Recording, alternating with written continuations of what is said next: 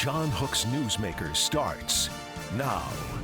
Thanks for joining us on Newsmaker. We begin tonight with the chairwoman of the Arizona Republican Party, and I invited her on to talk about some very public infighting within the state party, much of it surrounding education empowerment scholarships. That is the tax money that parents use to send their kids to private or charter schools, even homeschooling. But with the events of this week, the assassination of Charlie Kirk, I thought we would start there. Pleased to have State Republican Party Chairwoman Gina Swoboda on the program. Great to see you again. Thank you, John. Thank you. This was a shock to everyone. I just want to get your sense of what happened this week. Yeah, it's devastating and horrific. A good man, a young man with a young family, an organization he's passionate about, that he's built into a national group, was engaged in what he loved, right, which was an exchange of open dialogue and free speech on a college campus, right, which is the place where we're supposed to be inculcating in our youth a sense of independence in their thought and free thinking and being exposed to many different ideas to try to figure out like who they are and where they want to go in life. And he was, assassinated and taken from us in that act. So it's horrific. There's no other word. What was your personal relationship with Charlie? Because I know we'll get into it later, because there were some complications and conflict with Turning Point. But with Charlie, it seems that you had a pretty good relationship personally. Charlie was never anything but kind and gracious and warm to me. The handful of times that I was around him in person, he was exactly that. He was warm and he was welcoming. The night before my re-election this past January, we had a long call together. And again, he was very kind. We did not, through the groups, right? We don't always agree on everything, all of us in the party, right? We're free thinkers. Again, that's the whole point of the country. But he was just a good and gracious and kind man. He was never anything but caring and kind to me. So you have 2024, which exceeded expectations? Yeah. Okay, and you're the party chairwoman at that time. Yeah. You had taken over, and then you get reelected in January. Did the friction with some of the factions in the party start with election integrity? I think that, again, we go about things differently. So you will know, I love our elections process. I love everything about it. The things that could be done better, I love them too. You're a self-described election nerd, right? I am, yes, and I love everything about that. We have passionate folks in the grassroots that know there are things occurring that are not the most secure, the best that they can be. Let's, again, being careful as I can with the language. Arizona? In Arizona, nationally. I do work nationally on elections, sure. right? And when you first start to get involved in the process of election administration and you're learning, it seems like very simple. Okay, we want to go back to, for example, in Arizona, in Maricopa County, we want to go back to precincts, right?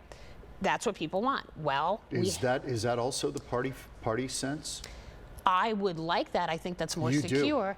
However, I work with our election officials all the time in many hats, and the problem is the schools no longer allow us to use them as locations. They're concerned about physical safety. So there's an order of operations you have to do to get to where people want to go. And so sometimes I think some people don't maybe have as much patience, and their perception is you're not doing everything all at once, legislature or staffer or party chair, and therefore you must not support this movement. That could not be farther from the truth.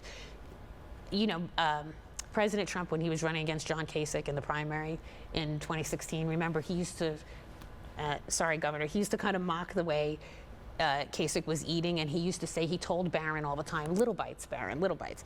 That's what policy is, right? If you've worked at the legislature, that's The policy. sausage is made, you and get a sometimes little slowly, bite, yes, incremental. each time. You Yeah. can't just go from nothing to everything all at once. It just doesn't work. But you believe in general Yeah. that Arizona's election system is pretty secure.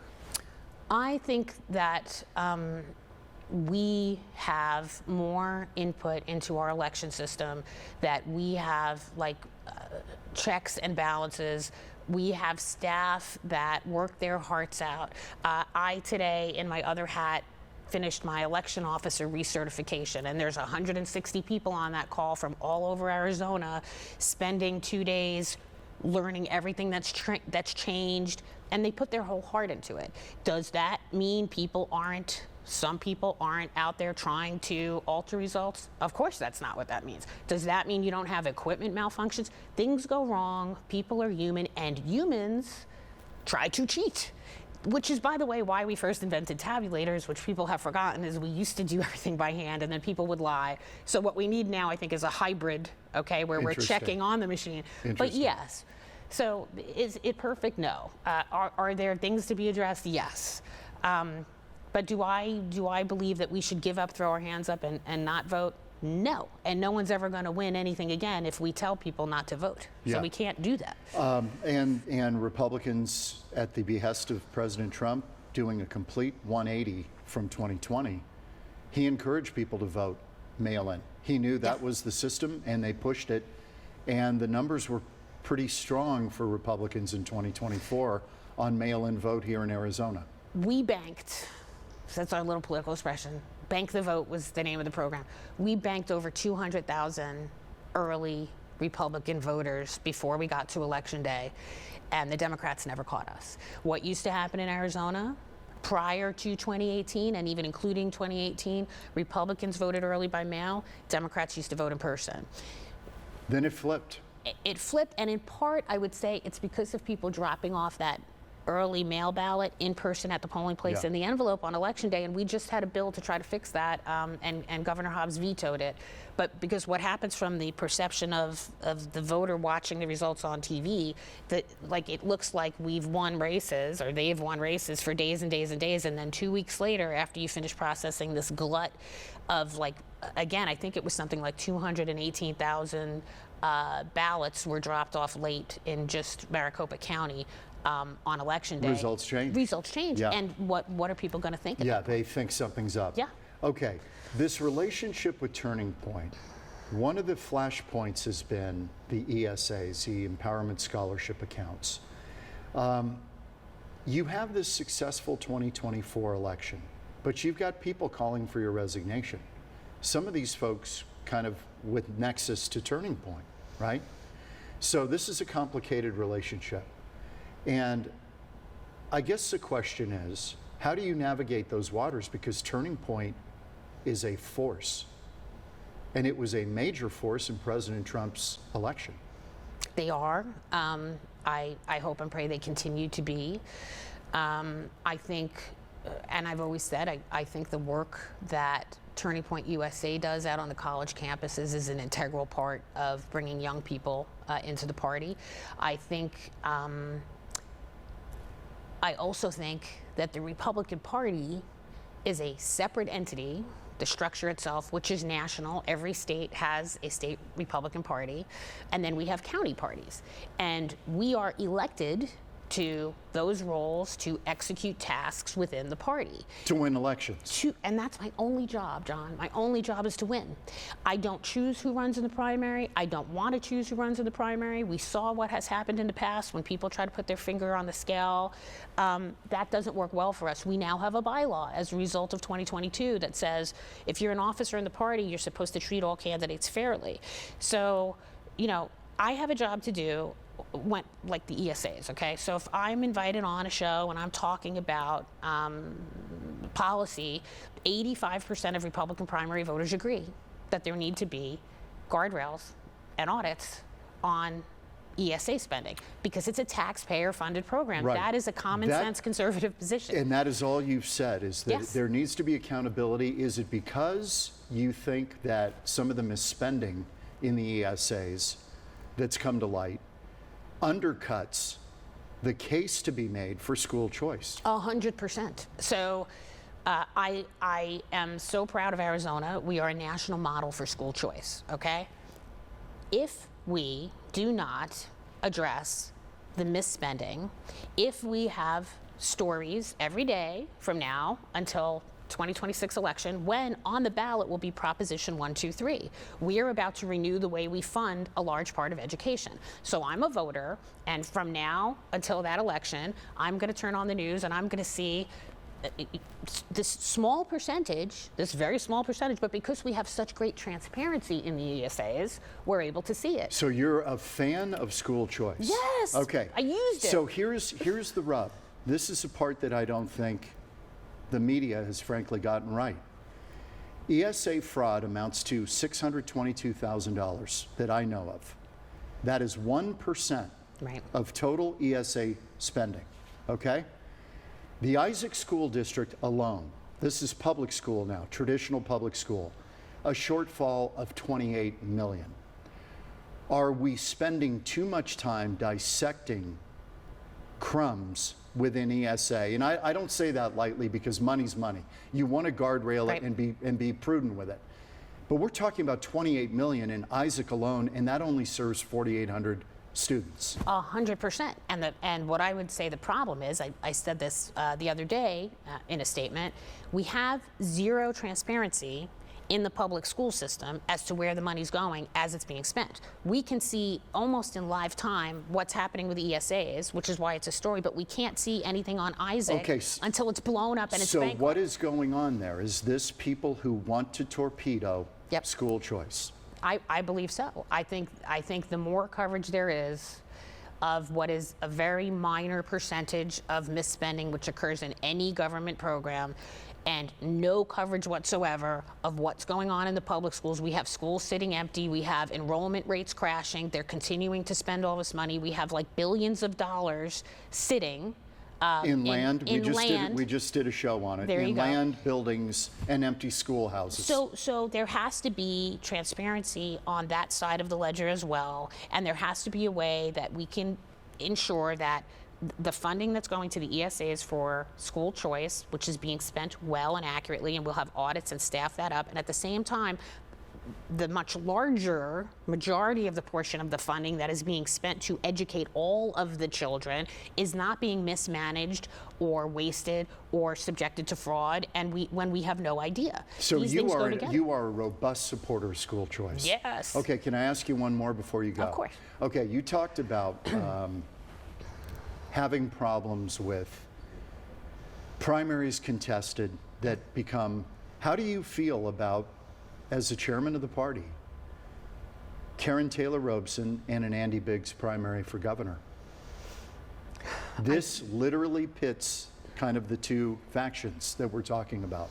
Does it not? It does, and I think I feel about this the same way I feel about the speech and the exchange of the ideas on campus and in every aspect of our lives. It's essential, and it's important, and it's good, and it's going to be up to the primary voters to make their choice, and then whomever the primary voters choose, I will fight like crazy to get them over the line. I fully appreciate that, but at the same time, as a party chairwoman, Yeah.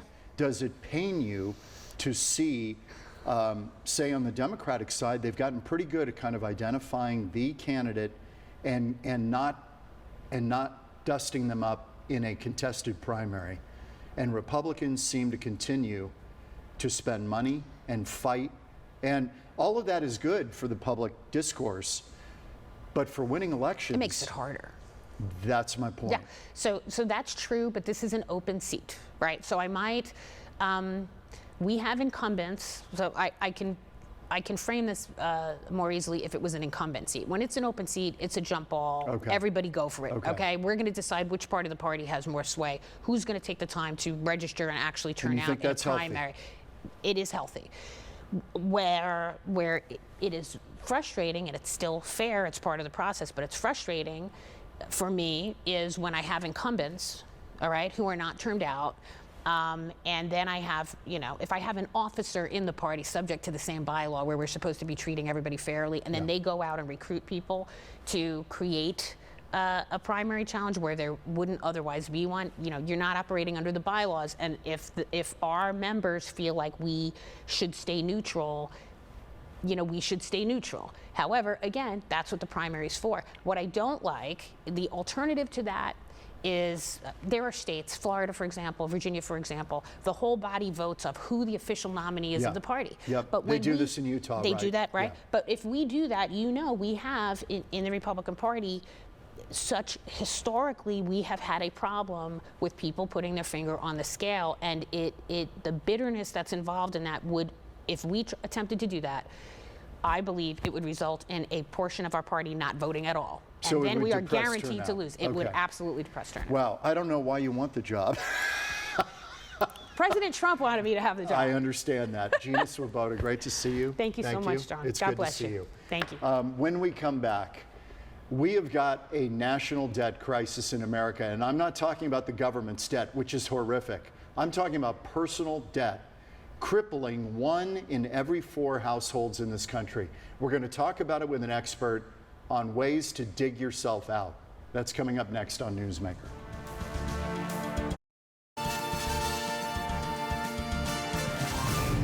Welcome back on Newsmaker. We have talked a lot on this program about the nation's unsustainable debt, but there's another debt crisis looming in America, and it's actually already here. Personal debt. The average American household debt right now is $105,000. Yes, mortgages account for most of that, but the rest is made up largely of student loans, car loans, credit card debt, and whatever else is left. 1 out of 4 American households now have what's described as crippling debt. Elizabeth Krigbaum of Copper State Credit Union joins me now on Newsmaker to talk about this. Elizabeth, thank you. Yes, of course. Thank you for having me. This is a big deal. It's a big problem, and people are struggling. How much of this are you seeing through Copper State? We're seeing quite a bit of it. We are having members that are coming in more. We're seeing an uptick with them coming in and asking what we can offer. So some of our products along the lines of debt consolidation, some financial counseling. We're seeing an uptick in these needs in our branches and through our call center. And that always hints to some unfortunate crippling debt that is beginning within our state. So this, in your view, is getting worse? Yes, absolutely. Okay, so when somebody comes in, first of all, are they already at the panic stage to come in through your doors or call you? It's kind of a variety of panic and also just the beginning stages. Maybe they only have $10,000 or less in credit card debt or home loan, second mortgage debt, a variety of different types of debts. And so when they're coming in, we see they're either at the beginning stages trying to prevent it from getting worse, or they are at max capacity and they're not sure how to get out of it. You know, some of these numbers, the share of households becoming seriously delinquent, a missed payment, that's 90 days plus, seriously delinquent on auto loans and credit cards, that's at 14-year highs. And yet, we know that wages are going up. So yes. What do you think is happening? I think that unfortunately we have quite a few factors that are going on. We've got, of course, inflation, and we have the household prices for new homes being purchased going up as well. But then we also have things that are more in our control, like our credit card debts, and those are increasing. There was a study that was out recently that reflected that a lot of Arizonans are currently spending more than they're making, and so that is also a contributing factor to it.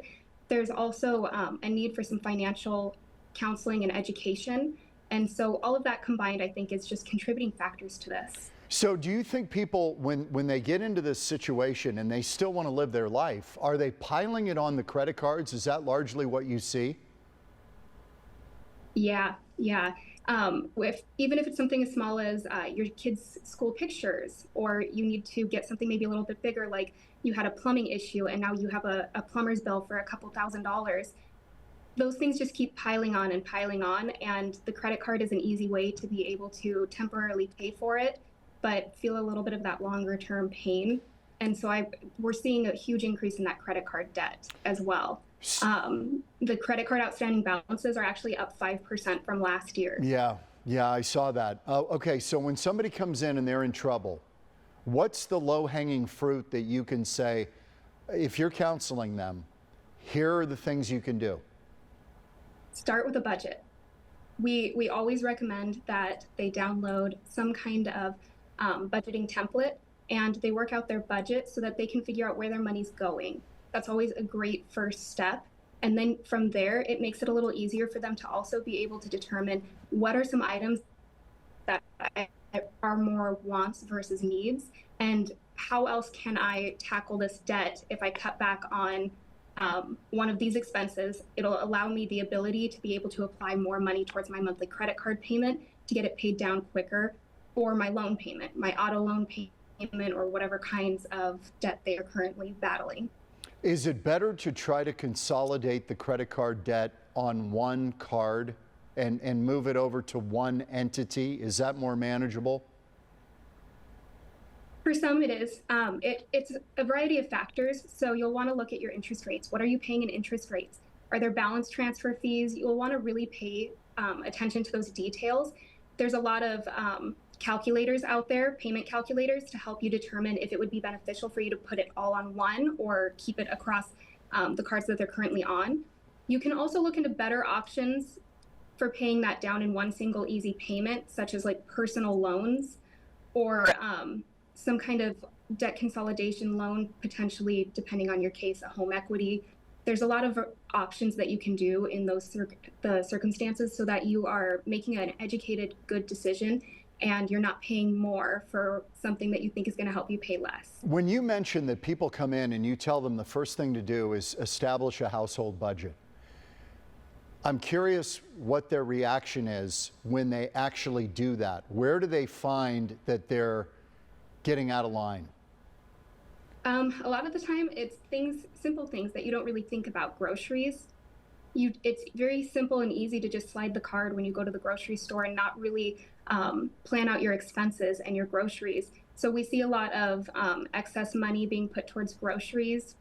They're not really paying attention towards where they're going grocery shopping either. So they're missing out on potential savings that way as well. We're also seeing it in extra things that maybe they may not even realize they're spending money on.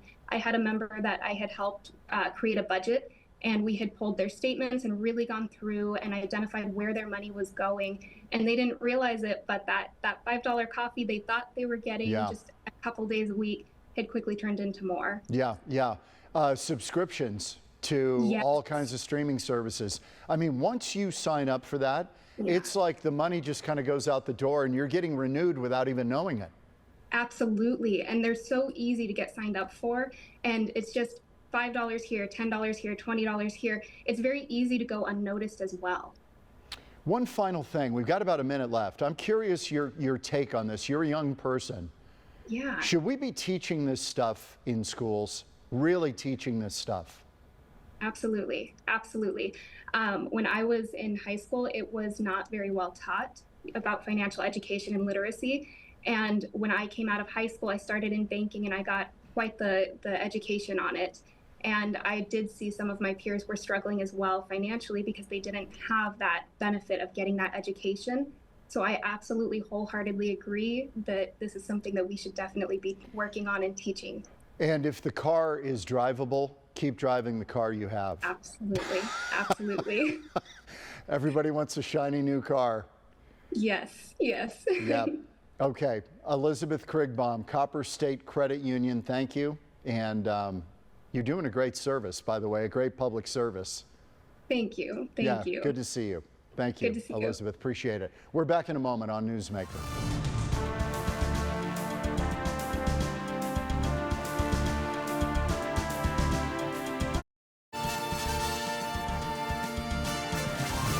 Thanks as always for joining us on Newsmaker, and just a word to send out prayers and our regards and best hopes for Charlie Kirk's family and his two young children. We will see you next week on Newsmaker.